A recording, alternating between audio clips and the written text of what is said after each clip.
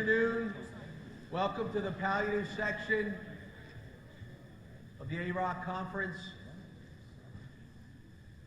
I'm back again, unfortunately. I guess we have a captive audience again this year because you have to be here, the state says. So, we changed it up a little bit this year.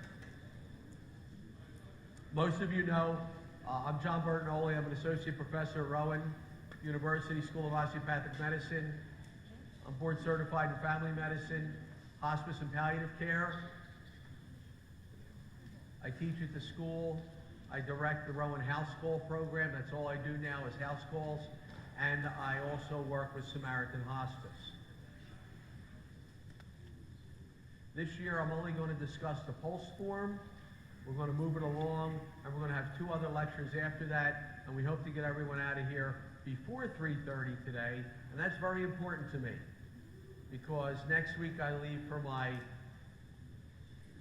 global trip that I do every year to Kingston, Jamaica, to volunteer in the slums, and I take medical students from other doctors. It's a 2-week trip, and I have to be at the pharmacy before 5 o'clock to pick up the drugs that I have to smuggle into Kingston this year. So I need to be out on time. So, let's get started. POLST form, end-of-life decisions. This is going to be a review of what's been going on since Governor Christie signed the legislation that enables patients to indicate their preferences regarding life-sustaining treatment. POLST, the law called for the creation of a standardized practitioner order for life-sustaining treatments. That's POLST. It's signed by the patient's practitioner / APN and the patient or surrogate, which provides instructions for healthcare personnel to follow for the range of life-prolonging interventions.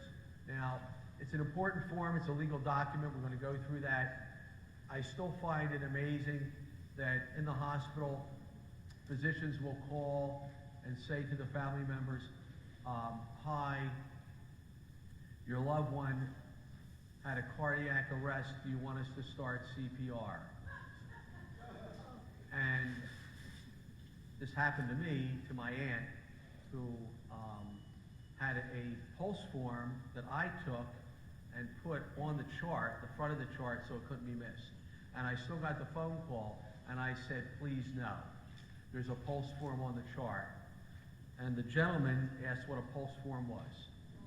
So, and that was recently. So that's why we're here. It becomes part of the patient's medical records. It follows a patient from one health facility to another, including the hospital, the home, the nursing home, and the ALFs or the hospice facility. Now, when some of the EMTs come to the patient's home, there'll be a POLST form in the refrigerator. They ignore it because it's not that old-fashioned DNR. That's what they look for as a DNR. They still don't look for the POLST form. So remember that when you have these patients sign a POLST. It's great, it's legal, but if you have the time, ask them to sign a DNR and stick it on the refrigerator just for the EMTs so they know what they can and can't do. On February 22nd, 2013, the new POLST form was unveiled at the news conference with the New Jersey Hospital Association. They were supposed to pass POLST forms out for everyone today. The POLST form is a green form. It's not a white piece of paper. This way, it sort of stands out. I'm not sure where we are with electronic medical records at this point, how that's going to change things, but the green form is supposed to stand out so people see what they should and shouldn't do. Once the form is completed, it becomes a transportable medical order for the seriously ill or those who are medically frail with a limited life expectancy regardless of their age. So if you have a cancer patient who isn't in remission, you may want to have them fill out a POLST form, even if they have a couple years left in their lifespan. It's a good idea to have it done. I like to do it with all my elderly patients while they can still make their own decisions. It makes it easier for me so I know what they want. It takes the burden off the family. Sometimes I'll discuss it on the first visit. It upsets the family. Grandmom's not going to die yet. Oh, my mom's not going to die. Grandpa's not going to die yet. That's why I'm doing the form, because they're at the age where they may die, but at least we don't have to make the decision when the EMTs come, should I resuscitate or shouldn't? Or, oops, I shouldn't have, Now what are we going to do that the patient's intubated? It was developed in a response to the seriously ill patients receiving medical treatments that were not consistent with their wishes. That's a big thing. The people were getting things done that they didn't want. So hopefully this is helping a little bit each year. The goal was to provide a framework for the do's and don'ts that a patient may request. What's included? Goals of care for the patient. Preferences regarding CPR. CPR attempts, do not attempt. Preference regarding the use of intubation and mechanical ventilation. Preference for the use of artificial nutrition and hydration. And any other preferences or medical intervention desired or not desired by the patient. I mean, right at the top it says, what would the patient like to maintain? What are their goals? A lot of times just maintaining their ADLs and IADLs. It's a pretty simple form to fill out. Sometimes you give it to the patient ahead of time, let them read it, come back the next time, and fill it out with them. It takes less than 5 minutes. It's not mandated, it is voluntary, but it does become a legal document. And if followed in good faith, it does provide us with immunity from civil or criminal liability. Now, if the doctor had tried to resuscitate my aunt, that would have been a nightmare for her, because that's not what she wanted, and also for me, because I was her guardian.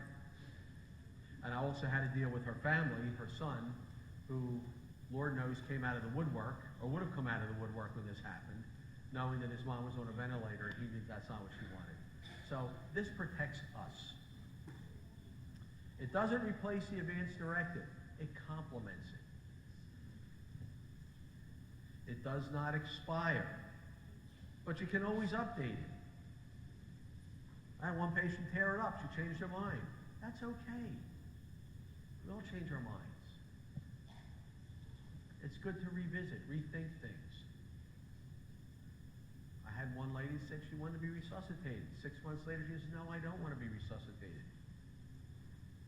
I was happy she came to that decision. She was 99 and had osteoporosis. Go figure. I mean, that would have been horrible for her. But we can only explain what CPR is and describe it so that they can make an intelligent decision. The difference is, advance directive is not a medical order. The POLST is a medical order. The advance directive is for everyone, all adults. New Jersey POLST is people of any age. Advance directive is for future care. POLST is for current care. What are we going to do now? Advance directive, individual plus 2 witnesses and a notary. Sounds like buying a car, taking out a loan, doesn't it? The POLST, it's the person or the surrogate and the doctor or the APN. So it's really only 2 people for the POLST. It's a lot easier. It doesn't need to be notarized. It doesn't need witnesses. You and your patient. Go figure, you and your patient. It's a novel idea, isn't it? There it is. That's the POLST form. You can't read it. Hopefully you have it there with you. It's pretty easy. Goals of care. Comfort, some people put. I just want to be comfortable. That's easy. I can go with that. And the rest of it is, about CPR, artificial nutrition, hydration, medical interventions. That's pretty much it. Anything extra you want to put in. You sign it, they sign it, and it's finished. And it becomes part of the medical record. And on the back, there's directions in case you can't figure out how to do it. And it's great, because if you leave it with them, let them think about it, and then go back, revisit. And most of the times when I leave it with them, I go back, it's already filled out, waiting for me to sign. That makes my job a whole lot easier.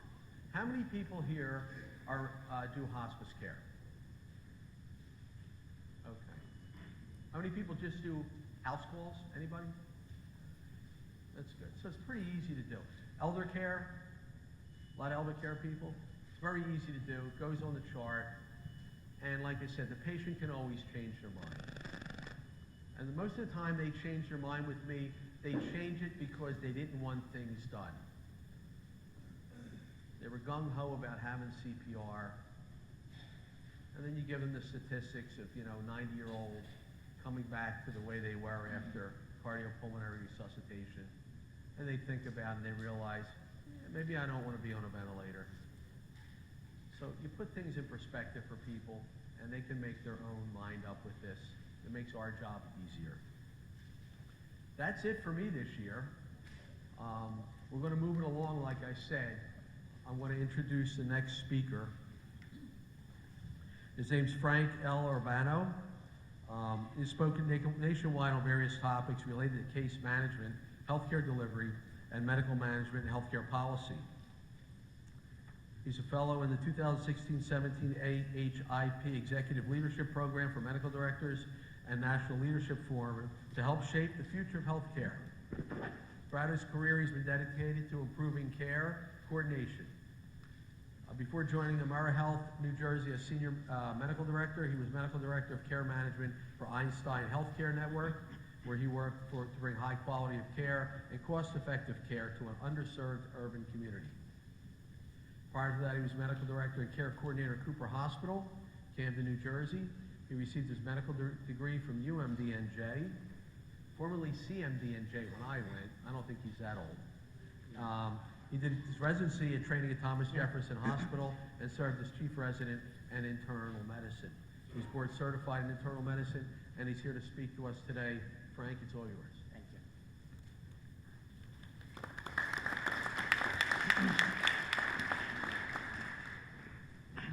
Okay, John, thank you for having me, everyone.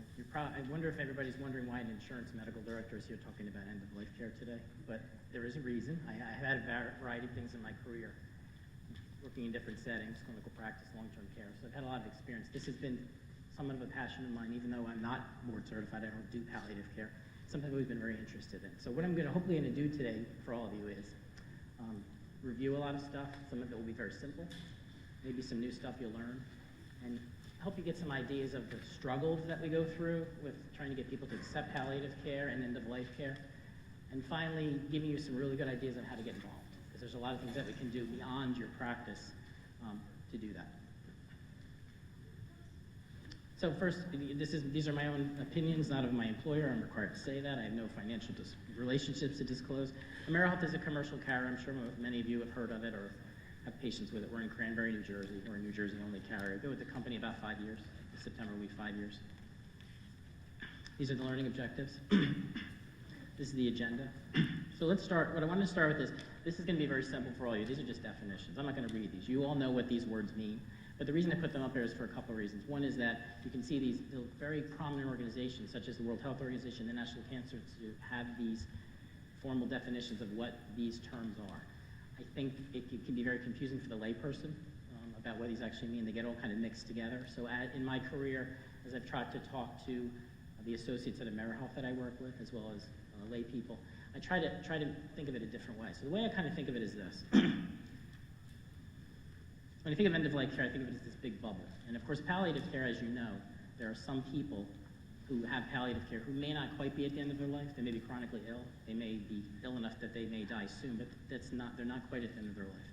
Whereas hospice really, I think of as falls under the bubble of end-of-life care. So that's the way I kind of think about this. And as I'm speaking about this to, like I said, lay people and the associates at the company, to try to get them to understand it, because it's very confusing, and because we're talking about death, it can be very scary. So the bottom line is the terms are related, there's overlap, but today I'm going to go over a little bit about what some of the individual terms mean, why a specific term might be needed or important. So I'm going to go over this in a couple of different areas. I'm going to talk a little about regulatory and policy considerations. My co-presenter is going to do some of the legal stuff, so I'm not going to go into too much detail, but I just want to give you a little flavor for the way I look at this. You know, as you know, laws regarding end-of-life care, they vary from state to state, but there's really some key principles that we need to think about. A person has to consent to receive or not receive treatment. That not receive treatment is often something that's difficult for the layperson sometimes. You know, if there's a treatment to give, why not give it? So that sometimes is difficult. People may refuse medical care. Care can be withdrawn. And if you have a written advance directive or some kind of a communication, you know, that can be used to share your wishes.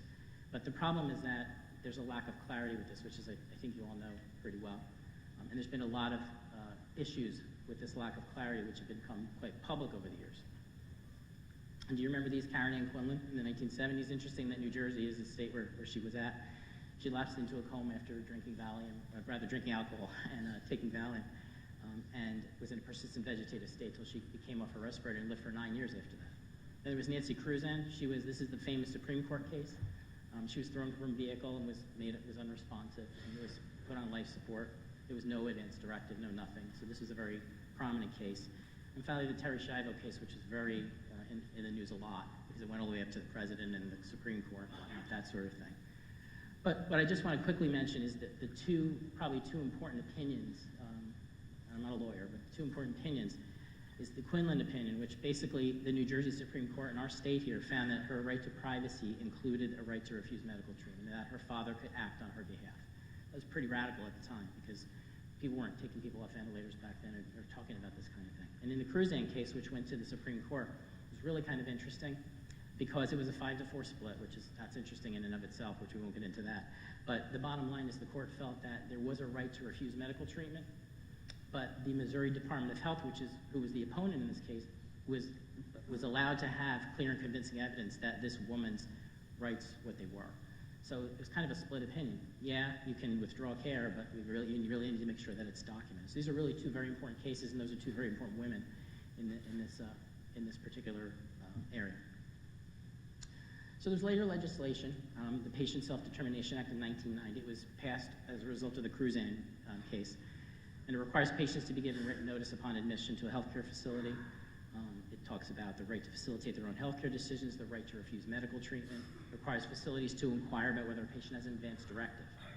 It requires facilities to provide education and prohibits discriminatory treatment. What I find interesting about this, and it's actually interesting and unfortunate at the same time, is every time a person goes into a hospital, whether it be for an inpatient stay or even an outpatient stay, this is usually invoked.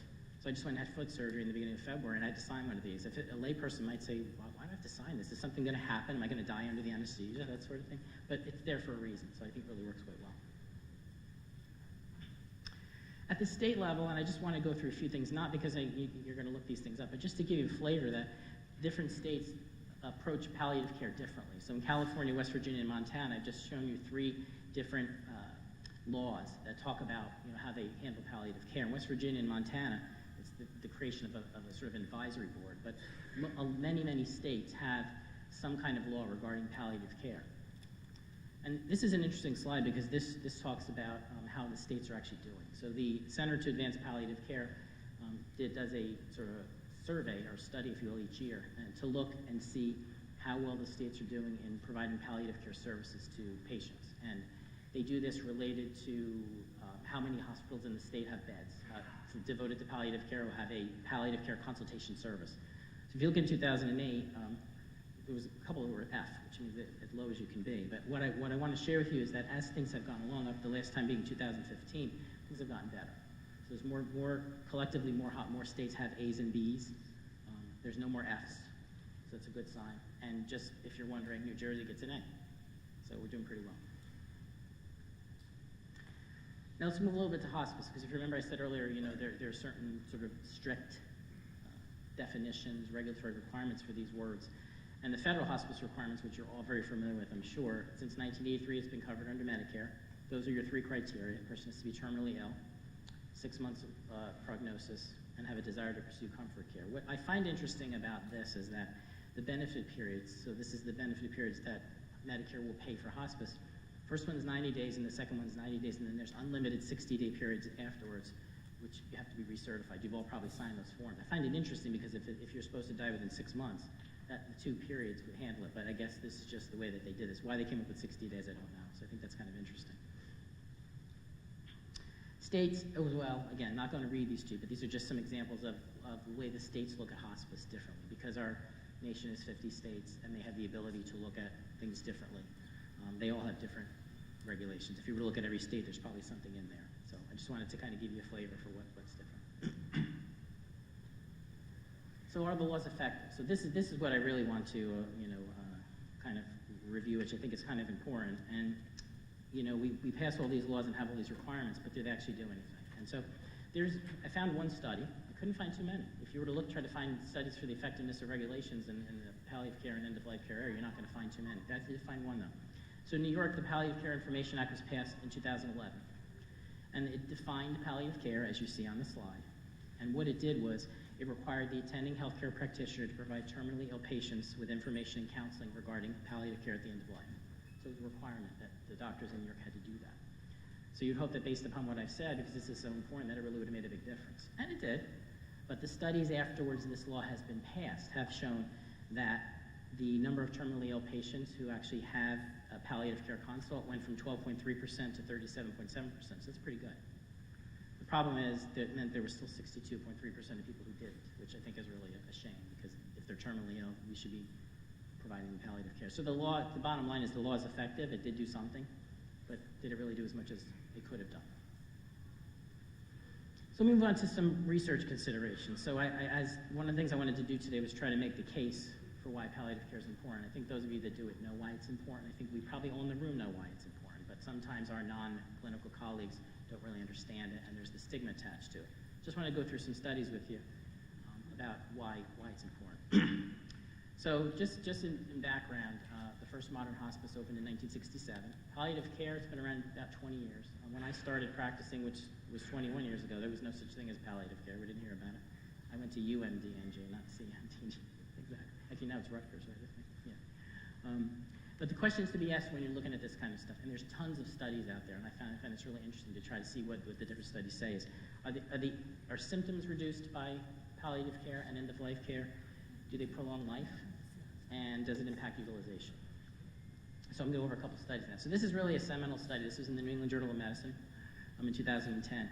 And it was a randomized trial of early palliative care integrated with standard oncologic care versus standard oncologic care in patients with metastatic non-small cell lung cancer. And so the intervention was, in all of these studies, you'll find the interventions are a little bit different from study to study. In this particular one, it was palliative care consultation, assessment of symptoms, goals of care, assisting with decision-making, coordination of care, and the primary outcome was improvement in quality of life. All of the things you see on the slide here, I'm not going to tell you what they are because they're all acronyms. The point is all of them are tools or measurements or metrics that were used in the study to determine if these services improved quality of life. And if you look at standard care versus palliative care, early palliative care, there's a difference in all of them, and it's statistically significant. So this study was one of the first. It's back in 2010, which really talked about how these services, in a really good study, could show that palliative care services and end-of-life care was a good thing. The other thing that this study showed, which I didn't put on the slide, is that the people actually who were enrolled in palliative care lived longer by about 3 or 4 months, which is amazing considering that they didn't get as much aggressive care. So improved quality of care, improved quality of life, and they lived longer. The next study is really symptom-based. So this was a study which looked at palliative care consultation and its impact using this thing called the Edmonton Symptom Assessment Scale, which is really designed just to look at somebody's symptoms. So they did the intervention, and you see what the intervention consisted on there. Remember I said that it's different from study to study. And what this study showed was that for all of the symptoms on the slide, when they measured the symptom intensity with this scale, palliative care services improved the symptoms. So it makes the good case, and I think you know this, I think we all know this, but this just gives you some really good hard research evidence to show that it did do that. How about survival? So this is the thing that's really difficult to get your layperson and other people to really understand is how could you possibly withdraw care and people live longer? Or how could you possibly treat people for end-of-life care and they live longer? And it's interesting because I'm going to be doing a talk for insurance brokers next week, and one of my topics is palliative care. It's not just for the dying, so it'll be an interesting talk. Anyway, this study was a single institution study, 286 patients, and it was early palliative care, which is defined on the slide, versus late. And what you see is that the early palliative care, they got less anti-cancer treatment at the end of the life. They had less hospitalizations, and their median survival was longer, and they were statistically significant the whole way. So this is another study that shows you that the palliative care helps to improve survival. What is sort of unusual about this one is the late palliative care didn't really make a difference. So, the authors suggested that perhaps that was just because the people were so sick at that point that it couldn't make a difference. But the bottom line is this shows that early palliative care could be very, very beneficial. Here's another one about survival. This was a randomized trial within 30 to 60 days of diagnosis versus delay. So this is early versus late again, okay? And the intervention was the typical palliative care consultation, coaching sessions, monthly follow-up visits. And what they showed was that with early palliative care, the 1-year survival was 63%, the delayed palliative care was 48%.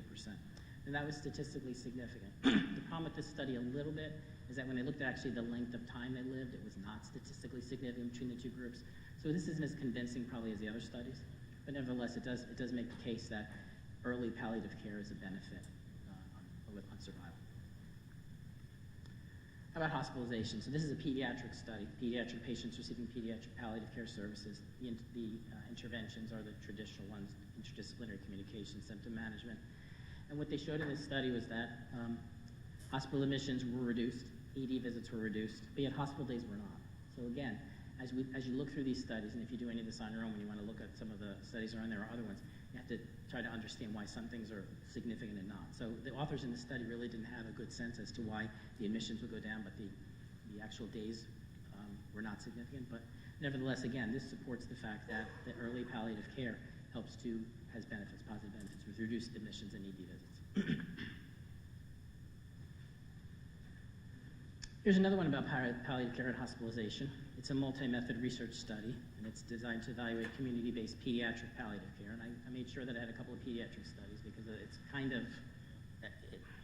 I find it very difficult to think about pediatric palliative care of kids being sick. I have 3 kids of my own, but nevertheless, it's out there. So I thought it would be a good idea to at least have something about that in this. And the program was pain and symptom management, psychosocial and spiritual support, family respite, etc. And what they showed was they had the children, they measured the outcomes of the children before and after the service was initiated. And you can see that the average length of stay in the hospital was decreased significantly after palliative care. However, just like I said in the other studies where it's not really clear why is the case, the charges were lower after, but it wasn't significant. So again, this is sort of a mixed bag, this one, but the bottom line is it does show that there was some positive benefit, at least in this study as well.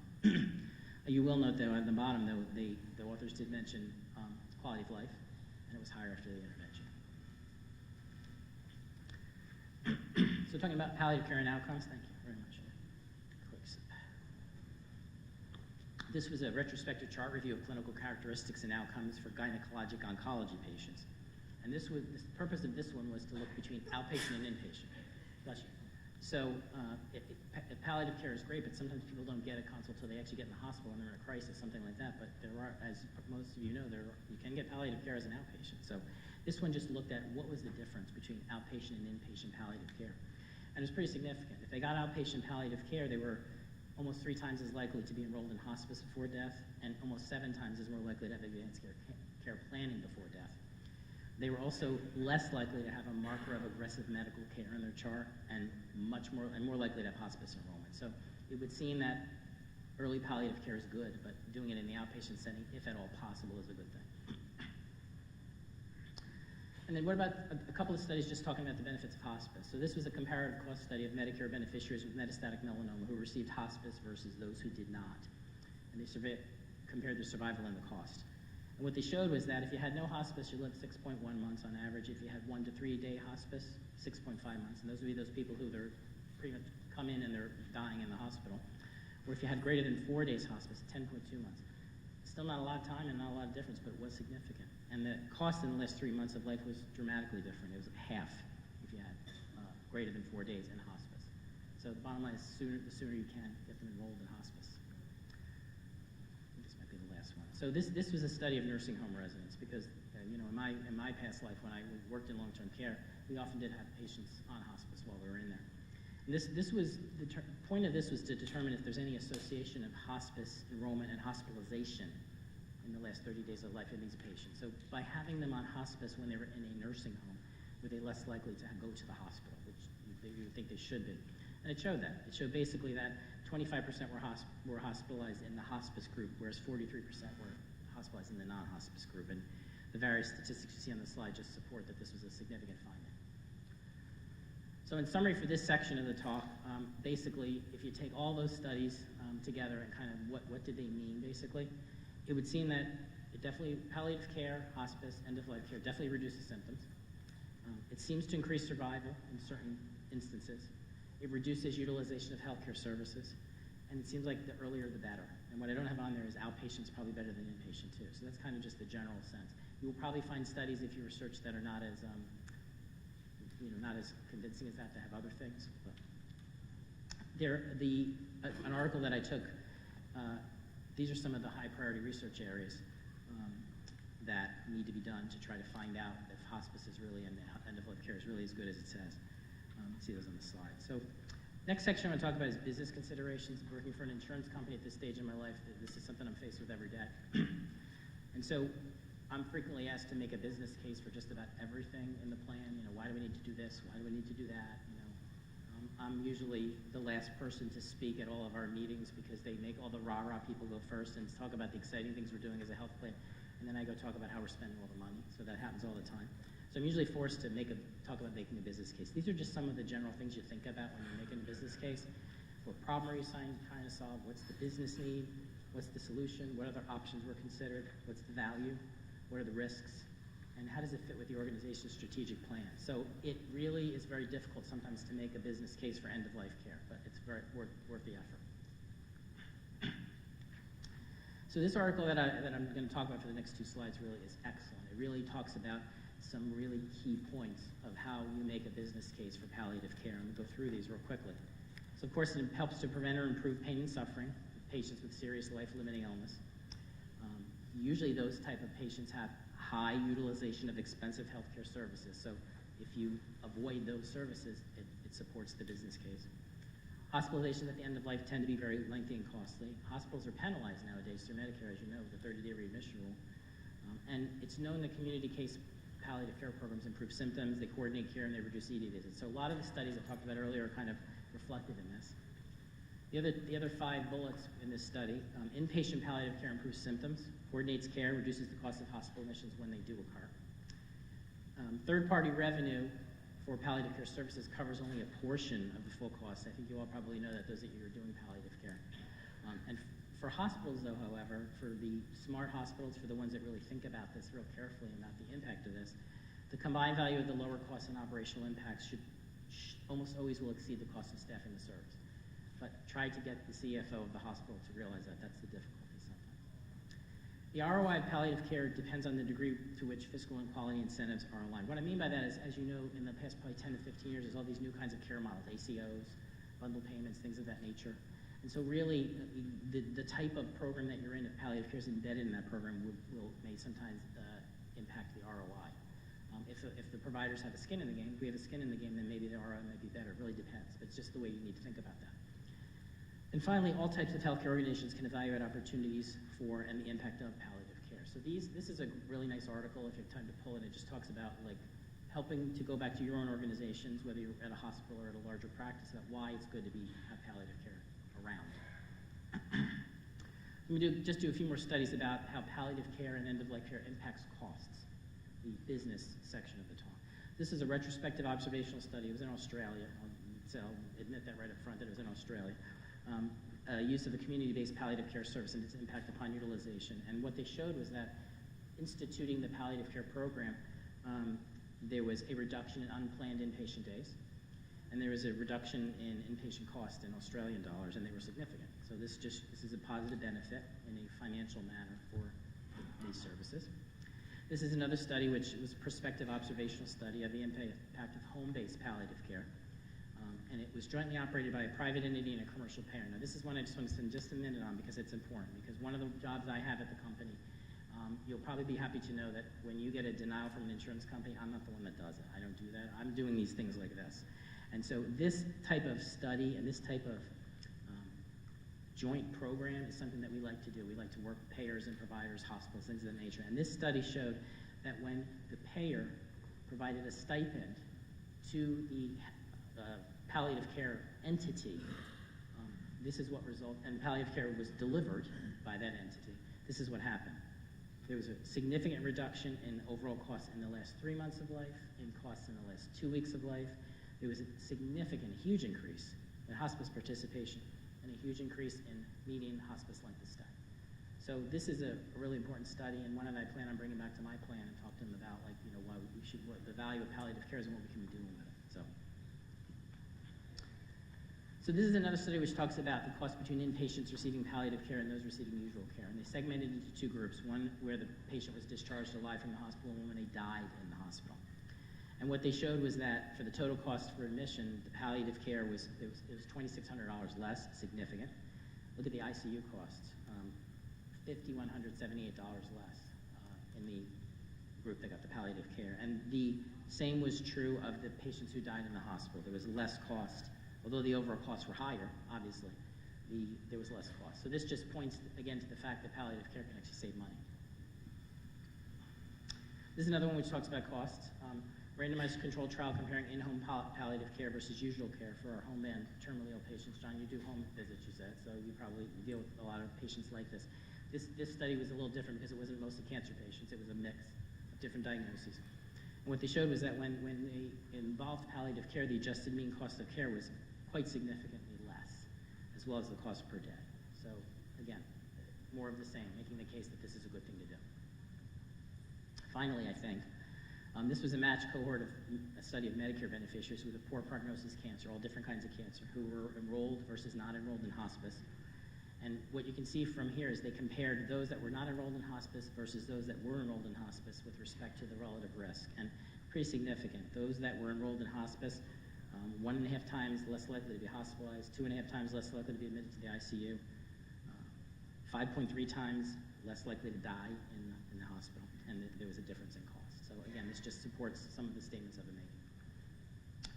So then I quickly go through some personal considerations, because as I talked about earlier, and you all know very well, it's getting this message out to your patients, their families, the lay public about this. It's very hard to do because they get very scared when they hear about this. We were talking about POLST. Before I came today, I got a phone call from a nurse practitioner that an elderly 94-year-old aunt of mine just did her POLST form. And so the nurse practitioner was telling me on the phone about it, and she said, well, she wants CPR and she wants a ventilator, but she doesn't want a feeding tube. And I was like, really? You know, it was so concerning. But the good news was that she then said to me, but she doesn't want a trach, so she knows what that means. She wants to try it out, and if it doesn't work after a week, it's okay to withdraw care. So I was happy about that. And I was also not necessarily happy, but interested to find out that I'm her medical power of attorney, which I didn't know until I got the phone call. So she elected me, apparently. Anyway, talking a little about the perceptions of palliative care. This is a very interesting study, I thought. So what they did was they did semi-structured interviews with patients and caregivers before and after enrollment in the palliative care program. And when they did it before they enrolled it, they asked, please use words to describe what you think of palliative care, what it means.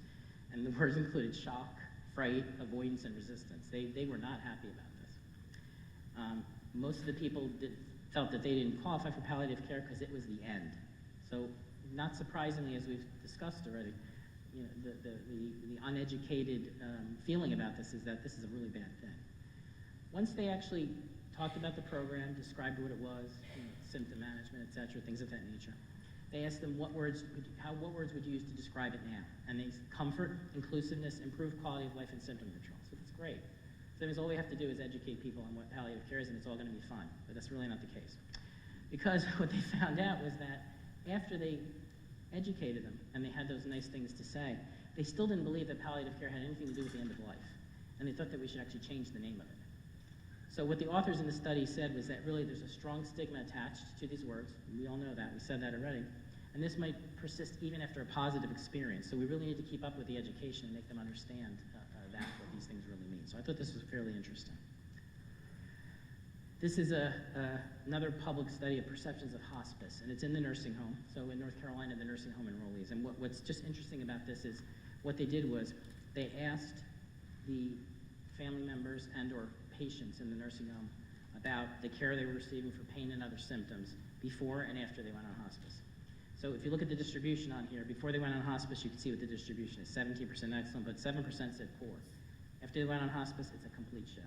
But after they went on hospice, 54 plus 39, 93, okay, said that it was excellent or good. So yet again, this study just points to the fact that you can improve the perception by really delivering good hospice care, but also educating. This is fascinating. So Barbara Bush passed away last year, and if you remember when they were on the news, I remember distinctly they said something like, Barbara Bush has decided to not seek any more aggressive care, or something, those were something the words. And everybody was like, what does that mean? Nobody knew what it meant. You're not going to find out what it meant.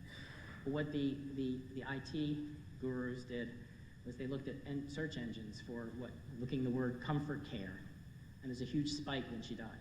So despite the fact that you didn't know too much about what she meant by not seeking any more aggressive care or going on comfort care, and we wouldn't know what that was, people really wanted to know what comfort care was. So I guess what this says to me is that when our public figures get involved, things happen. And I do remember when Ronald Reagan had colon cancer many, many years ago, there was a big spike in colonoscopy. So our public figures make a bigger impact than they realize, even after they die. So I'll talk a little about the challenges. So despite evidence that this is a good thing, end-of-life care, including palliative care and hospice, and there's benefits across a lot of domains, financial, symptom, things of that nature, there's many patients that are eligible. People just don't get it. And you all come up against that, I'm sure, where you try to get a patient to get this type of service and they just won't do it no matter how hard you try. And this particular article that I have in here, which again it would be a good read for you, is it separated the barriers into different areas. So first, policy-related barriers. Fragmented structure of the U.S. healthcare system, the persistence of a fee-for-service model, so you do more, you get paid more. That's pretty much the reason for everything bad, it seems. There needs to be greater funding for palliative care research. So what this author did a sort of a search, and from 2006 to 2010, over 1,200 papers, only 20% were funded by the federal government, which is really kind of interesting. And the lack of adequate reimbursement for palliative care services. I think you probably know this. If I'm correct, you can correct me if I'm wrong, I think you use standard E&M codes a lot of times with this, and so you could you do a 99215 and spend an hour there, and you're going to get paid the same as if you do 99215 and spend 15 minutes there. So it's really a problem. The other thing is that there's no reimbursement mechanism for some of the softer, less tangible things like family meetings and stuff, and there's no mechanism to reimburse for that. So these are some policy-related barriers. Implementation-related barriers, there's not enough palliative care trained people. Can I just see by show of hands, how many are board certified in palliative care? Not too many. I'm sure some of you who are not still practice it, but it's not very many. I mean, I was one of those ones that there was a year when the ABIM, you could actually take the test without doing a fellowship, and I didn't do it, and I'm kicking myself now because I really enjoy palliative care, but it's too late now. I have to go back and do a fellowship, and that's just not happening. But the inadequate size of palliative medicine trained workforce, there's one cardiologist for every 71 patients with a myocardial infarction, every 141 patients with newly diagnosed cancer, but there's only one for every 1,200 patients living with a serious life-limiting illness. There's just not enough of them around. And in a moment or so, I'm going to show you something that I've worked on personally to try to see if we can fix that problem. There's always a challenge of identifying patients for appropriate palliative care referral, lack of awareness and understanding, including in us, in physicians as well. And there needs to be a culture change. This involves death, and people are scared. People are scared of death. So, and physicians sometimes don't do a good job of getting the message across, but we keep trying. Now, with respect to education-related barriers, there's really no adequate education or training for medical students. I revealed to you that I've been in practice 21 years, so I did residency before that. We didn't do anything with hospice or palliative care. I don't remember that at all. I remember being in the ICU a lot, doing a lot of CPR and a lot of codes and stuff like that. I also remember staying up all night, which they apparently don't do anymore either, I guess. Is that right? The perception of palliative care as end-of-life care by healthcare providers and the public. So it's not just the public. There are some of us, have a hard time perceiving what palliative care really is. And that study that I showed you where after they enacted the law, there was still 63% of the people who didn't get a palliative care consult, it's pretty striking. In this particular article from this author, he found that some of the providers that they talked to actually thought you only use palliative care when all active treatment has ceased, which is not the case at all. It's really for people who are still getting active treatment. So what I'll share with you next is, I think John said it when he introduced me, I don't remember. In 2016, I think, the New Jersey Medical Society of New Jersey, the New Jersey Hospital Association, and the New Jersey Association of Health Plans put together a group of executives in the different areas to work together. They put us in a room together to work together on a project. And they thought by putting these three groups of stakeholders in the room to try to solve a problem, you'd have different perspectives. One of the things they made us do was actually make dinner together with each other, which was kind of fun. But the reason I bring this up is that one of the things that I worked on was my particular group was to look at palliative care fellowships. Now, as I said earlier, when I was, when you could still, do the test without taking the training, I didn't do it. I'm sorry to do that. But now you have to do a fellowship. I think it's a year or 2 years. And you would think, well, God, New Jersey is a very heavily populated state. It has a lot of academic medical centers. And yet, at the time I did this, which I think was 2 years ago, there are only 2 palliative care fellowships in the entire state of New Jersey. And they are not at the Rutgers Cancer Institute of New Jersey. They are not at University Hospital, which are 2 of the big academic centers. It's amazing. So what we did, what they wanted us to do in this particular project, I was with several other non-clinical people, an attorney and a nurse educator, is to find out why is that the case. So we interviewed some people. The names of the people we interviewed are on the slide. You may know some of them. Dr. Goldfein, you guys probably know. And asked them, what's the problem? What do you think the problem is? There's no funding. There's really no interest. There's no executive support. One of the faculty that I spoke to said there's no faculty structure because in order to teach people, you have to have the time to do it as a faculty member, and they don't have the time to do it. And that was the physician from Robert Wood Johnson, the Rutgers Cancer Institute. She said, I'd like to do it, but they don't give us time. So it was really concerning.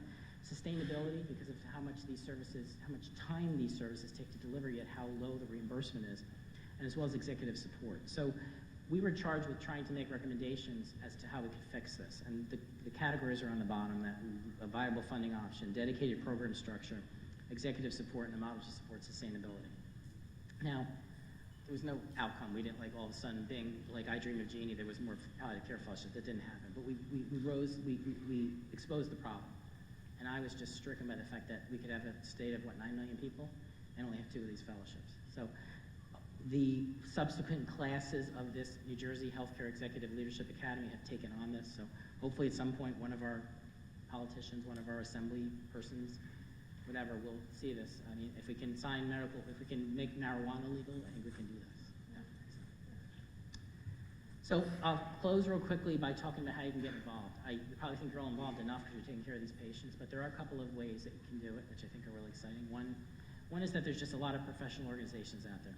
National Hospice Palliative Care Organization, American Academy of Hospice and Palliative Medicine, Center to Advance Palliative Care, and the National Coalition for Hospice and Palliative Care. So these are organizations you can join and get involved with. But one I want to point out to you now, which I'm hoping you don't know about, I don't think I'm revealing this to you, that it's something exciting, because it's exciting for me, is we have a really great organization in the state called the New Jersey Healthcare Quality Institute. They're up in the Princeton area. And they're sort of a think tank supported by grants that works on a lot of different things. And one of the things they have is what's called the Conversation of Your Life program. It's part of the Mayor's Wellness Campaign.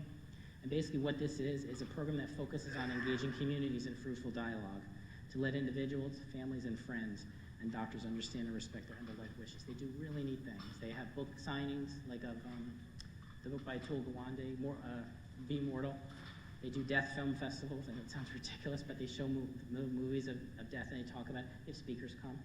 And at this point in time, there is active work being done in the Conversation of Your Life program in 13 of 21 counties and 403 of 565 municipalities in the state of New Jersey. So if you, in your spare time, which I'm sure you don't have much of, if you live in one of the counties and you want to get involved, go on this website. You'll see a lot of great things. I'm on the statewide steering committee, and it's really a great organization. A lot of the mayors of the towns have been involved. So it's something you can get involved in. So in that I'll close. I think we're saving, got just a few quotes. We cannot change the outcome, but we can affect the journey. And I thought this was great. I have an advanced directorate, not because I have a serious illness, but because I have a family. So I'll close with that. I think we're having questions at the end. So thank you very much. Yeah? But I'll go down. So we're going to do the Q&A after our next lecture. We're moving right along here. I want to thank Frank for the information he gave us today. It was very informative, I thought. There's 2 things I want to comment on. The 2 fellowships, strangely enough, happen to be in South Jersey, if anyone noticed that. Second, at Rowan SOM, we do have some mandated palliative care and hospice training for the 4th-year students, and we also have a 2-week elective or a 4-week elective in palliative care. So we are trying to get involved. We've had it for quite some time, but like I said, if you look at everything, it really seems to be happening in South Jersey, not North Jersey, which is kind of strange, but we'll see how that falls out. Our next speaker I'd like to introduce, she already spoke today. Her name is Gina Campanella. She's an attorney. She's a founding partner of the Gallagher Campanella Law Firm, and she focuses on practice on healthcare regulatory and transactional matters federally and in New Jersey, New York, Pennsylvania. He's assisted clients with transactional services, regulatory compliance consulting, and general counsel services. So without further ado, Gina, it's all yours. All right, thank you very much. Thank you, everybody. And hello again to anybody that was here this morning. What I actually really like the quote, I don't have an advance directive because I have an illness, I have an advance directive because I'm gonna steal that, I'm just telling you right now. I'm blatantly gonna rip it off and put it in my presentation. I like to discuss end-of-life care with my clients, not only from your perspective as physicians that might want to talk about this with your patients, but I also think there's a lot here to kind of unpack for yourselves as well. So I like to kind of present it. I'm sorry, it's the wrong, I apologize for that. I think the wrong slides got pulled. Let me just make sure that the rest is correct. Yeah, the rest is correct. I apologize for that. I had an error on one of my slides this morning as well. So it's end-of-life care in the osteopathic physician, not the podiatric physician. I apologize for that. But also just consider it for yourselves as well. So we have all of these legal issues with end-of-life care. There are some legal documents that control end-of-life care, and those include advance directives. And advance directives, you're sometimes going to see proxy directives, which are also called durable power of attorney for healthcare, and you're also going to see instructed directives, okay, so, which are commonly known as living wills. When I prepare these documents for my clients, I prepare them both items in the same document, and I'll explain as we go through a little bit why I think that's important. And then you have your do not resuscitate orders, and New Jersey POLST. I'm not going to go into either of those extensively because we did already discuss them this morning. But what I will say is that the difference between the advance directives is those are legal documents, and then DNR and POLST, those are medical orders. Okay? So the difference is the legal document controls what the medical order may be, but once you already have a DNR or a New Jersey POLST, those are already medical orders. So that's really the difference between what I'm going to be talking about as far as advance directives and those other documents we already heard about today. Okay, so you can see that these associations, the American Medical Association and the American Osteopathic Association, have very extensive policy statements on end-of-life care. I actually find that the Osteopathic Association's policy statement is quite frankly much more thorough and forward-thinking, and I personally believe that's just because of the nature of the practice of osteopathic medicine. And I do have, these slides are available. For anyone who was here this morning's slides were not available. These are available for you on the app, so any of the links that I have in here, if you're interested in learning more, you can click through or cut and paste, you'll be able to do that. And if for some reason you can't, you're always welcome to email me and ask. So I just like to put this up here because I'm not going to read it to you, but it basically says that all osteopathic physicians are encouraged to maintain competency in end-of-life care through educational programs. So your association's policy was to maintain competency in this field long before we had a CME mandate. Okay, so that's a little bit more of the policy. Osteopathic physicians, they're encouraged to engage their patients and their families in discussion and documentation of advanced care planning and end-of-life decisions. Okay, just by show of hands, how many of you have had these types of discussions with your patients? Oh, excellent, I love to see that. Okay, wonderful. Okay, and then also, I just like to point out that the American Association of Physician Assistants also has a policy, which is very interesting. But as you saw, physician assistants and nurse practitioners do have some ability to be involved in these types of documents. So I just think it's interesting that there is a policy, and that's why I include it just to show. Okay, and I apologize. I'm not sure why these are the wrong slides. Did we pull the wrong ones? These are definitely the wrong. I think maybe some people from my office emailed you the wrong ones. right, I apologize, we're just gonna wing it because it looks like someone from my office emailed you guys the wrong set. So I apologize for any reference to podiatrists, but I can do this off the top of my head. So we're gonna talk as osteopaths. All right, so as you guys as osteopathic physicians, all right, you have a much more deep-seated history in having these types of discussions with your patients. It's one of the bases of your degree, this kind of idea that you're taking care of the whole patient and not just one body part or one illness. So I like when I give this discussion to my osteopathic physician group because I find that I get a lot more hands raised, that people are having these conversations, and I love to see that. So let's talk about what, for those of you who are unaware, or those of you who are having these conversations and maybe feel like you need some of the blanks filled in, let's have some more of a conversation about what these documents are. Okay, so your advanced directives, there are two different kinds. One is a proxy directive. Okay, this you might have heard it called a durable power of attorney, or a POA for healthcare, or something like that. This is essentially when a patient appoints someone else to make all of his or her healthcare decisions for him or her in the event that he or she ever ends up in a situation where they cannot make their own healthcare decisions. Okay, one of the questions I get a lot from my clients when I'm helping them execute these type of documents after they've had a conversation with their physician about what all the different medical choices mean is, am I giving up my right to make my decisions now? Or does this only go into effect if I can't make my own decisions anymore?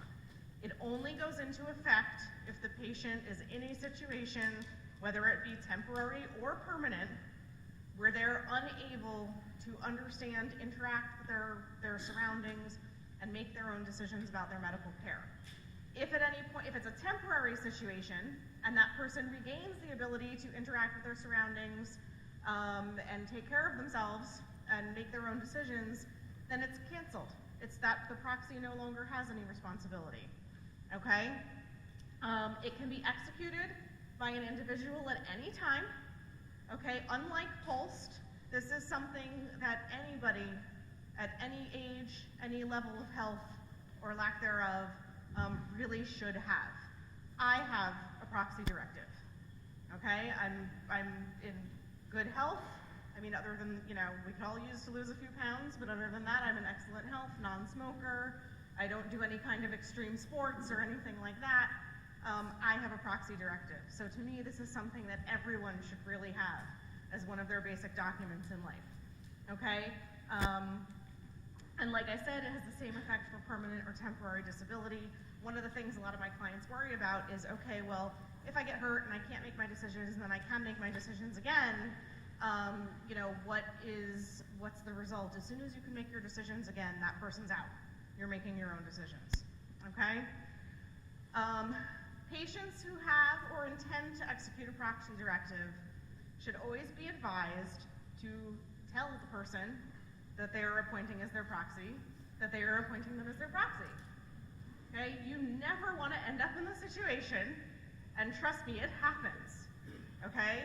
Where not only some type of tragedy has occurred, some type of sudden illness has occurred, something horrible is happening to a loved one, and then somebody who has absolutely no idea that they are the proxy finds out that they're the proxy, and suddenly they have all this weight on their shoulders of making these decisions, and they didn't even know that they're the proxy.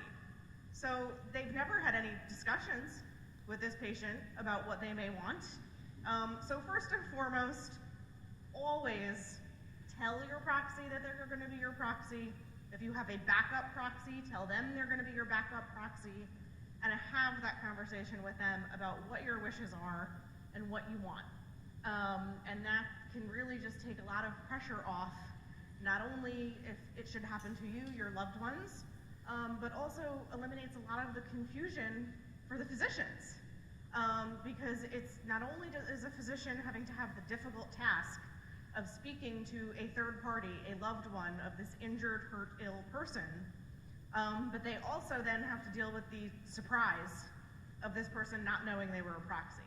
So you always want to encourage your patients to have a clear conversation with the proxy or proxies discussing what their expectations are. If this should happen, what are my expectations from you? What are my expectations of what decisions you will make? What are my general beliefs about things like this? What should happen? And make sure that they have a general idea. And then also from that conversation, you, if you're doing it for yourself or your patient, can get a really good idea of whether or not that's a good proxy to pick. I've had clients come to me and say, I feel like I should appoint my children or one of my children, but my children and I have very different religious beliefs. And it's either I'm not sure if they will abide by my religious beliefs, or I think it will upset them too much to have to verbalize what I want because it's against their own beliefs, and I'd like someone else to be appointed. So those conversations can even help your patients pick an appropriate proxy. Okay, so the instruction directive. Now I said before, when I do these documents for my clients, I always tell them it's perfectly okay to have a proxy directive and or an instruction directive and have them be two completely separate documents. Okay? I always encourage my clients do both. If you're taking the time to put together these documents, do both. Because what an instruction directive does, which this is the one that's commonly known as a living will, okay? This is where the patient makes specific directives and includes specific scenarios in which he or she would or would not like particular types of treatment. Okay, now on the physician side, this is where all of you guys come in, all right? Because your patients are gonna come to you and say, I don't understand exactly what it means if I say I don't want life-sustaining treatment. I don't understand what it means if I say I do want life-sustaining treatment, or I do or I don't want CPR in certain types of situations. Okay, so those are the conversations that you guys are all having with your patients on a clinical end before they come to me and say, okay, I had these clinical discussions with my doctor, I understand what the different choices mean, and now these are the choices that I would like made. Okay, so it includes, the living will includes specific directives, and then the person can also just give a general description of what those basis general beliefs and values are, upon which they would like decisions to be made. Because we all know, just by being grown adults that have lived life, that you cannot plan for every scenario. Okay, so what I typically to me, the ideal proxy and instruction directive, it's one document, it's got both elements. The instruction directive hits on maybe like the top 5 or 6 most common scenarios that we see in these types of end-of-life care situations. And then there's also a proxy who will be called upon to make decisions that maybe don't fall squarely into one of those categories. Okay, but that proxy is already gonna know what that person's beliefs are, and have a good idea of what decision they might want made. Okay? Now some of the common concerns. Okay, hospitals and ASCs, ambulatory surgical centers, they are required to ask patients if they have advance directives before admission, but you can't be required to provide it. Okay, so your patients can't ever be required to provide them. They can't be required to have one as a condition of care. Okay, if you're ever treating a patient is having some type of high-risk procedure or anything like that, you can't ever say to a patient, unless you fill out an instruction directive, I'm not going to do this surgery for you. Okay? At that point, I would just say, call me and maybe we'll figure out a different reason to discharge the patient that's not illegal, if you're uncomfortable with it, but don't make it this reason. Okay? An advance directive can be executed in any state and it'll still be valid in New Jersey. Now I'm going to say that with the caveat that there's a caveat to this, okay? Yes, it can be executed in any state and still be valid in New Jersey. However, it must meet New Jersey's requirements to be a properly executed living will or advance directive, and we're going to go over what those are. So let's say, for example, you have a patient who executed their living will advance directive in Texas, okay? And the Texas requirements for how it has to be signed, how it has to be notarized, how it has to be witnessed are not the same as New Jersey's. That cannot be recognized as a valid living will or advance directive in New Jersey. If they are the same or more stringent, then yes, it can be recognized. Okay, so this is not quite as simple as I have it written up there, but as long as it meets New Jersey's signing requirements, it doesn't physically matter where it was signed. Okay, and then again, I can't emphasize this enough because it's something people are very worried about. Once the patient regains the ability to make his or her own decisions, they're making all their own decisions. Okay, proxy's out. Definitions, I always laugh at this point because you guys can probably tell me, educate me better on these definitions than I can you. But just for legal purposes, this is how the law looks at these types of definitions, okay? Life-sustaining treatment, any medical device or procedure that increases your life expectancy. Now, the one thing I found very interesting, which again, everybody else in this room probably knew already except me when I first started researching this topic, I never knew that drugs or surgery could be considered a life-sustaining treatment. I just had the colloquial non-physician point of view that life-sustaining treatment was artificial fluid and nutrition, breathing tubes, something like that. So this is something, when you're educating your patients, I know, even from personal experience, sometimes even my clients will say to me, wait a minute, Gina, back up 5 steps. I'm not a lawyer, I have no idea what you're talking about. You need to form the foundation for me, okay? Don't forget to form that foundation for your patients, okay? They're not doctors, they may be incredibly intelligent people, but like me, they may not realize that things like drugs and surgery could be considered life-sustaining treatment. So somebody might say, no, I don't want artificial fluids and nutrition, I don't want to be kept on life support, but hey, if you can do a quick surgery and I'll be fixed up and fine, do it. And they might not realize by saying they don't want life-sustaining treatment, that might be an option they're eliminating for themselves.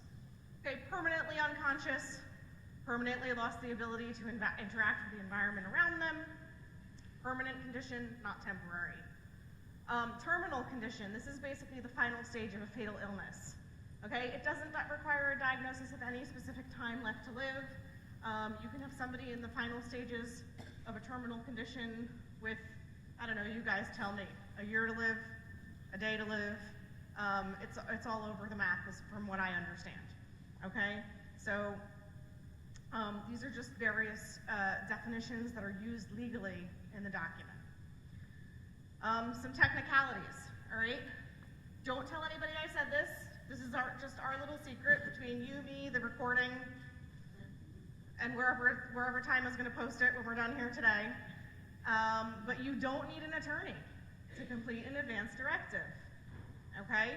If you have a particularly complicated advance directive, if you think there's a chance that your advance directive might be challenged, then I encourage you to use an attorney to have that done, okay? Because then you will have a much better chance of defeating any kind of challenge or problem that might come up if you are in the vulnerable position where you can't speak for yourself, okay? But in order to be valid, an advance directive has to be signed and dated by the patient and either be notarized or signed and dated by 2 witnesses. And the important thing to remember is that your proxy cannot be a witness. Your backup proxy cannot be a witness. Okay, so if your proxy and your backup proxy are 2 witnesses, you don't have a valid document. If one or the other is a witness, you don't have a valid document. I recommend to my clients that if they're going to be doing it, a simple one without me, just go get it notarized. Pay the $7 or whatever at Kinko's or the UPS store. I know a lot of public libraries actually do it free and get it notarized. To me, that's the better method. It can be replaced with a new advance directive at any time. And that's why dating all of your advance directives is critical, okay? I've seen the situation where 2 different people who both thought they were proxies both show up with an advance directive. Proxy number 1 was never told that they were out and proxy number 2 was in, okay? So how are you all, as the physicians, supposed to know who to listen to? Whatever document's dated last, okay? And if they're not dated, then you have a problem and you don't know what to do. And then you call me, or you call the hospital attorney, or you call somebody who can take that burden off of your shoulders and now get into the nitty-gritty of interpreting these legal documents. And then my favorite part, they can be canceled verbally or in writing at any time. So you can have a patient who comes into the ER and you know, knows that is told maybe that they might be suffering from some kind of condition where at some point they might lose consciousness, and they can say, okay, fine, you know what, I have an advance directive.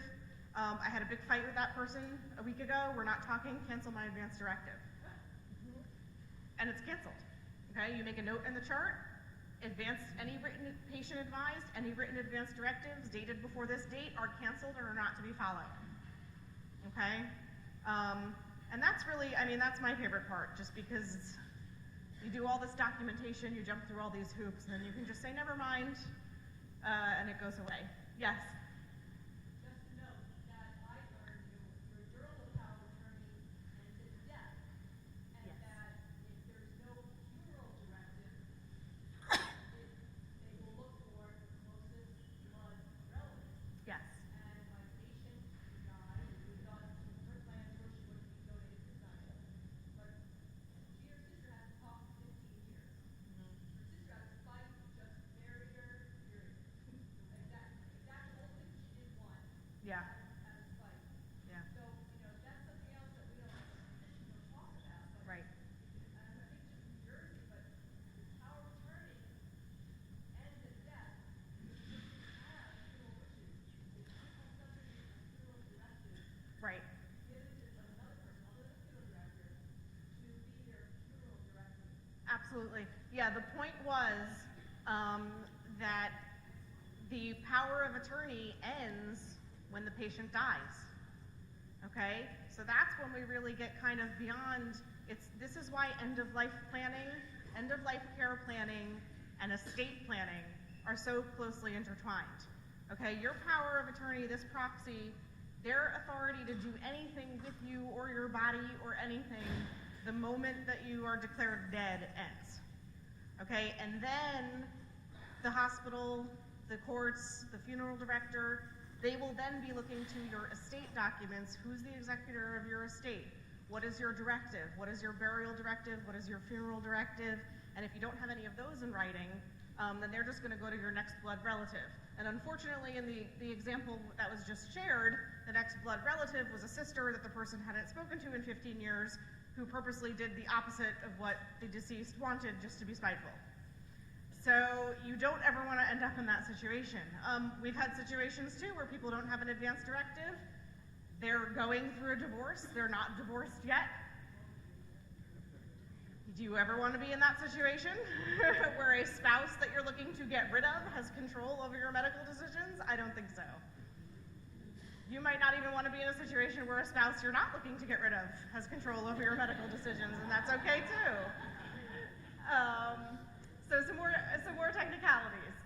When they choose to have an advance directive that has an instruction and a proxy directive, it's not, just know that it's not required to have both. Some people are very uncomfortable with having both. So even though that's, as an attorney, that's my recommendation, it's perfectly okay not to have both. Some people will say, well, I don't really know what I want, and I'm okay with my family making the decision they're most comfortable with. And that's fine. So if they just want to say, you know what, it's a proxy directive, you know, some people just, they feel that, you know, once they're gone, they're gone. And it doesn't matter what they want anymore. Their family should be able to do what makes them most comfortable. And that's okay, that's an okay position to have as well. All right, now patient, this is important for all of you guys as physicians and individuals now. A patient can only have one proxy. You can never be in a situation where you're in the room with the patient and you have 4 different people yelling instructions at you, and they all say that you have to listen to them. No, one person's the proxy. That is the person that you talk to. That is the person that you take direction from. That is the person that you speak with and you discuss treatment plan and things like that with, okay? If there are 5 or 6 other people that that person wants to go fight with out in the hallway or in the family room or what have you, I don't care. But you guys only have to listen to the person whose name is on there as proxy. A patient can require that that proxy talk to other people and consult with other people before making a decision about his or her care. But you as physicians only have to listen to that one person. And I know, trust me, I've seen it, okay? I've had clients call me and say, I have 4 different people screaming at me and no one can agree, what do I do? You listen to the proxy. That's what you do, okay? And then a proxy, one of the big concerns I get a lot is I'll have people say, okay, well, and sometimes, you know, the clients will say, can I bring my proxy in too to talk to you and ask you questions? And sure, that's fine. And sometimes the question I get will be, okay, well, what if I want them to try a procedure or something like that that's incredibly costly, okay, and it doesn't work and the person passes away? Can I be billed for that? Or in the alternative, what if I want them to try a procedure that's very costly and it works and the person survives and it's not covered by their insurance? Can they sue me and make me pay for it? Okay, because there's no better way to say thank you for saving my life than with a lawsuit, right? The answer to all of the above is no. A proxy can never be held responsible for the individual's medical costs, okay? Either by the provider of the medical care or by the patient. All right, so this is just some general ideas here. The proxy, it should be somebody who knows the patient's wishes and will follow the patient's wishes and can be a strong advocate for the patient, even when confronted with difficulty. All right, so I'm gonna say two things about this. A very recent personal scenario I had, okay? When my own father passed away, we had to use his healthcare proxy in order to make some decisions for him. My mother was the proxy. My mother, in retrospect, probably should not have been the proxy because she was very upset and was getting a lot of pushback from the doctors about the decision she wanted made. And eventually I had to step in because I don't really care what people think about me when I need something done. I had to step in and make sure that her wishes as the proxy were being met. So you want to make sure that it's someone, it may not necessarily be the person that's closest to you. That might be the person that the proxy has to consult with and consider, but it needs to be someone that's going to be able to stand up to the hospital red tape, okay? Other family members. We were very lucky because the entire family was in agreement. Our problem was hospital red tape, okay? But you might have family members that are arguing. So it has to be a person that's going to be strong enough to be able to sustain those problems and advocate for you or your patient. Okay, so this is, I said you don't need an attorney to do this. This is the form that's available online on the New Jersey Commission. It's the New Jersey Commission, I can barely even read it from here. The New Jersey Commission on Legal and Ethical Problems in the Delivery of Healthcare. Okay, this is I love this form, I think it's great. If you just want a simple proxy directive or instruction directive, this is the one I recommend you download, fill it out, have it notarized, you're all set. And it's nice, a little two-page form. Then you have the same organization puts out an instruction directive, okay? It's a nice little 5-page form. Okay, I think those forms are great. So if that's all you're doing, they're very simple and you don't have any reason to think they're going to be challenged, I suggest you use those forms. Anything more complicated, definitely seek the assistance of an attorney, just because things like that can get very complicated and tiny little nuances can change everything. Okay, so do not resuscitate orders. I have this in here, but I'm just going to go through it very quickly because we already had a speaker address this today.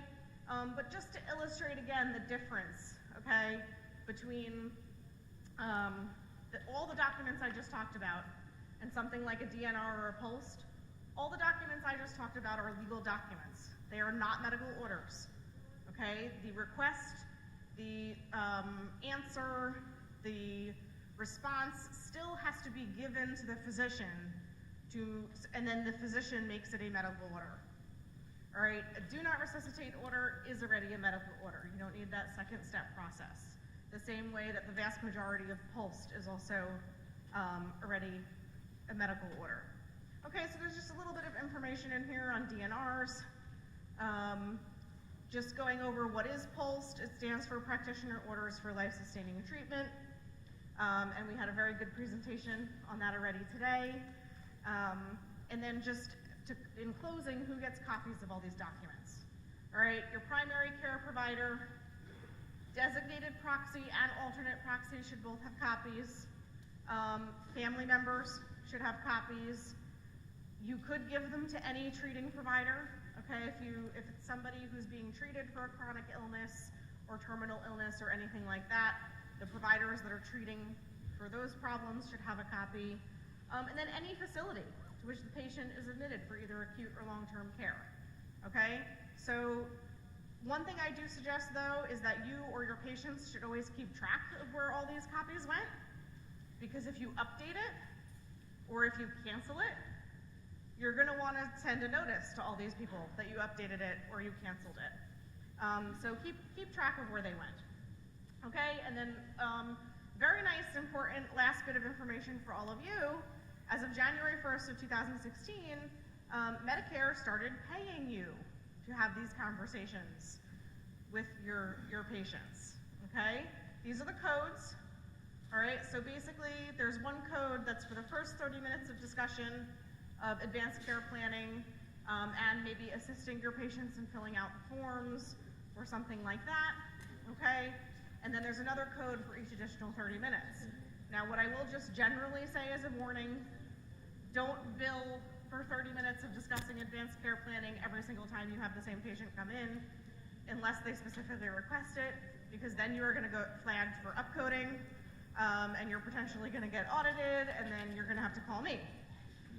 And as much as I love hearing from all of you, I like to hear from all of you for happy things, and planning to avoid these problems instead of hearing from you after the fact when you have these problems. And when you do use these codes, you always want to document what you talked about, document it enough so that you can prove that you actually spent 30 minutes talking to the person about these particular things. And you also are required to document that you gave the patient the opportunity to refuse to have the conversation. Okay, and again, this is all to avoid upcoding and billing abuses, but you always want to, when you have these conversations with your patients, first question should always be, would you like to have a discussion about end-of-life care planning? Okay, and if the patient says yes, you document that you asked the question and they said yes, and then you have your 30-minute conversation and you bill for it and you're fine. If the patient says no, you document no, and then they're done and you go on to the next patient. So you do have to document that you gave them an opportunity to refuse to have that conversation. Okay, always make sure that the minimum amount of time necessary to bill is spent with the patient. And like I said, there's no frequency limitation, but if you do, and trust me, I know, you might have a patient that does come every time and wants to have a half-hour plus discussion every time. I'm not telling you not to bill for that patient, but you're going to document, okay? So if you do get flagged and you do get audited, all I have to do is say, Medicare, not today. Here's all the documents. Here's all the documentation. This patient wants to have a lengthy discussion every time they come in, and that's what my client is doing. Okay? Like I said, opportunity, consent, or decline, and then that's all. Does anyone have any questions? Or I guess we'll do Q&A together. Yeah. So everyone has a sheet they can fill out comments, stories, whatever you want to write on it. We're only going to ask questions now. Does anyone have a question? Yes.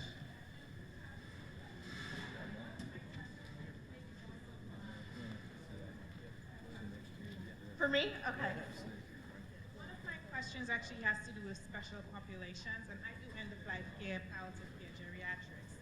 And we always run into issues with patients who never had decision-making capacity to begin with. They live at a group home. They don't necessarily have a legal guardian, but they're at the end of their life, and we're trying to actually provide services in place as far as hospice care. Right. And the group homes always say, well, we can't do it because it's not allowed in the group home. But this is where the person lived, and this is where they want to spend the end of their life. Right. And the second issue that we also run into is with legal guardians, where a patient is clearly at the end of their life, they need a feeding tube, or they don't really get a feeding tube because it's more or less futile care. Right. And the guardian doesn't want to make that decision, So even though it's a court-appointed guardian, they always end up getting the feeding tube, and then the person dies within a couple of days anyway.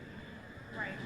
So I guess my question is, how If do you everybody address leaving those can situations? just keep it down, we're still having Q&A, thank you. Okay, sorry, keep going.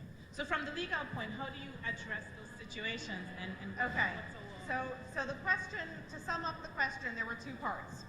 First part was, what do you do with somebody who never had decision-making capacity, who now needs to engage in end-of-life care planning? And second part of the question was, what do you do if you have a court-appointed guardian who's supposed to be making these decisions, but quite frankly is too frightened to make any decisions, so they just constantly opt for the most care, even though that might not necessarily be the best course of action for the patient. And my answers to that are, first and foremost, if somebody has never had decision-making capacity, there should always be someone in place, even if it is a court-appointed guardian, who can make decisions as if they were in that patient's place. All right, so that should be the person that the end-of-life care planning discussion should be had with. As far as the guardians who are too timid to make any difficult decisions, I unfortunately have no advice for you with that, because unfortunately that's how our system works right now. And it's sad and it's unfortunate, but that's kind of what we're stuck with right now. Okay, thanks. Question?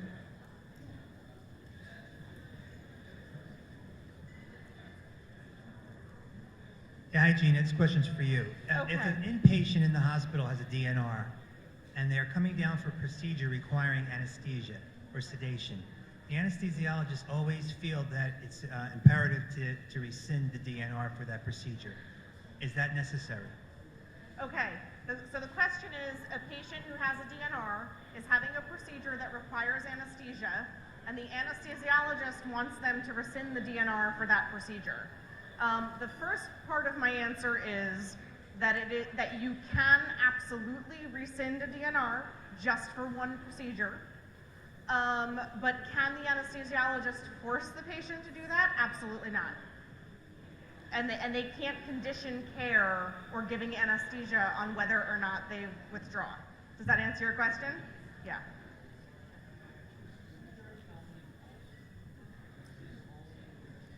Okay, the question was, is POLST only in New Jersey? Do you want to take that one, or? Okay, POLST is a national initiative. It's called POLST in New Jersey. It's called POLST in many other states that have started adopting the initiative. Some other, like in New York, it's called MOLST. Yeah, so some states have a different acronym, but it's a national initiative. Most states have adopted some form of it already. And quite frankly, I'd love to see it go uniformly national, because I think it's wonderful. Yeah.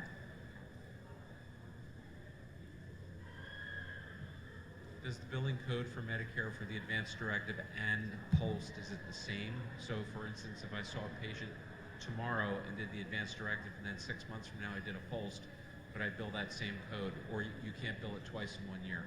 Okay, so the question was, is the code for advanced life care planning the same, whether you're talking about advanced directive or POLST or anything like that? And the answer is, yes, it's the same. There's no limitation to how frequently you can bill that code. So if you have a patient that comes in and says, you know, in April, I want to discuss an advanced directive, and then by November they're so ill that you're talking about a POLST, you absolutely can bill that same code again, but that's when your documentation becomes very important. Okay. The POLST and the advanced directives are supposedly voluntary, but yet some extra care facilities and extended care facilities and nursing homes require that document for a patient to be admitted. How would you suggest I respond to that? Okay, so the question was that POLST and advanced directives are voluntary, but apparently some extended care facilities require them for admission. The response to that is that's super illegal, and you know, then you call me, and I would be happy to have a conversation with that facility's attorney and explain to them why it's illegal for them to do that. I'm quite frankly shocked that they're even multiple facilities that are doing that, and think it's okay. So it's illegal.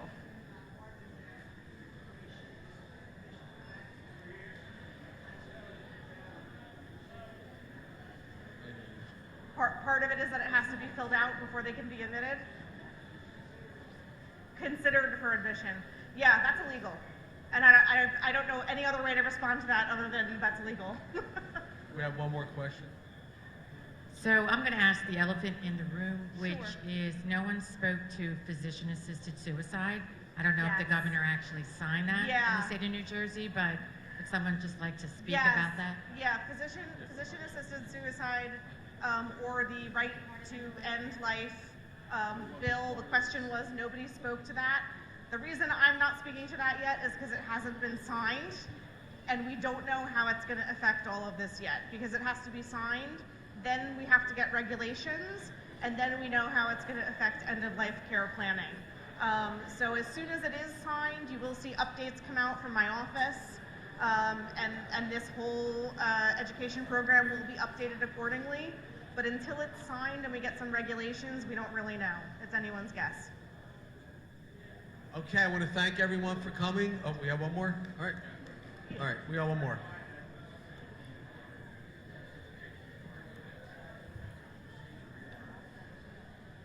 Say that again, I'm sorry. Yes. Right. Okay, so the question is again, how does one rescind a DNR? For a procedure that's going to require an anesthetic, it can just be oral. They can simply say to you, doctor, cancel my DNR for this procedure, and when I come through on the other side and I'm awake again, it's reinstated, and you just note that in the chart. Yeah, absolutely, you're correct. Right, exactly. So it would be fine that way. Okay, I think we're done. All right, I want to thank everyone for coming again this year. We'll see you next year. Thank our speakers.